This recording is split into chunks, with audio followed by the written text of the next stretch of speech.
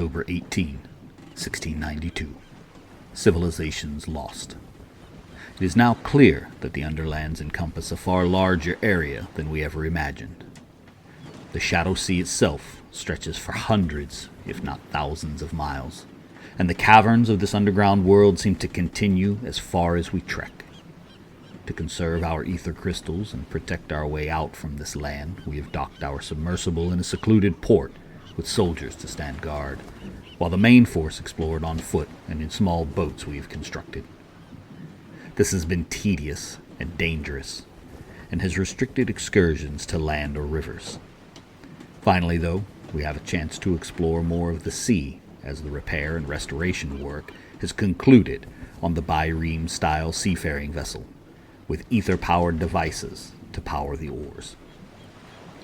This craft was uncovered in an ancient dry dock, sealed in a stone building that looked suspiciously like a museum.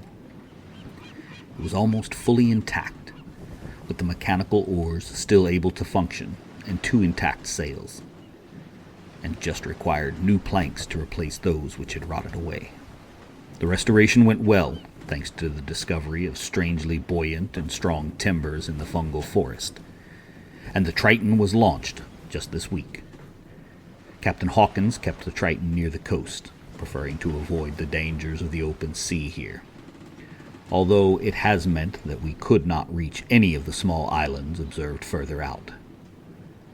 Staying near the coast allowed our expedition team to discover additional port cities, but what caught the attention of our scholars were the indications of ruins farther into the deep caverns.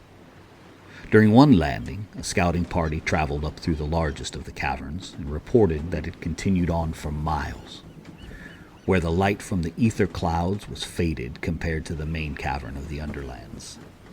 They also reported a slightly inclining slope, which could indicate another surface entrance at some point on the Earth, possibly somewhere beneath the New World. Soon after the scouts returned, we discovered an entirely new city on the shores of a riverine estuary. This, however, was not in ruins like the elder cities we had explored before, and stood proud and majestic in the multicolored ether lights. The entrance to the city's harbor passed between 2 gigantic statues of gold, each resembling the sorceress of Adelon that we have encountered below the waves. Our entrance provoked a rapid response from the docks, as small craft were rapidly paddled out to our ship, carrying beautiful women warriors in feathered headdresses and clad in little more than war paint and golden harness. Captain Hawkins and I quickly recognized the danger that these seemingly primitive folk presented from previous expeditions. The pirates manning the Triton were less experienced, however, and were more interested in the physiques of the golden-skinned Amazons. They began shouting and gesturing rudely to the approaching craft, foolishly laying down their arms.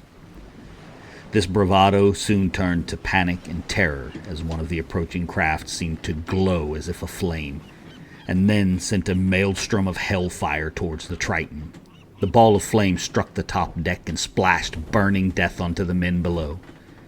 Captain Hawkins ordered the remaining crew to open fire with muskets, inflicting many casualties on the enemy boats, but soon had to call for all hands to abandon ship as the deck turned into a blazing inferno. I leapt off the Triton into the shallows with the crew as our ship made its final crippled landing, dragging myself ashore to the horrifying sounds of animals braying with the voices of men. A horde of vile, beast-like humanoids raced along the rocky shoreline towards us, armed with clubs tipped with sharpened obsidian. We were forced to retreat upriver, along the face of a torrential waterfall. This we were able to block off by setting off a keg of black powder, the explosion causing a landslide that gave our exhausted group time to escape.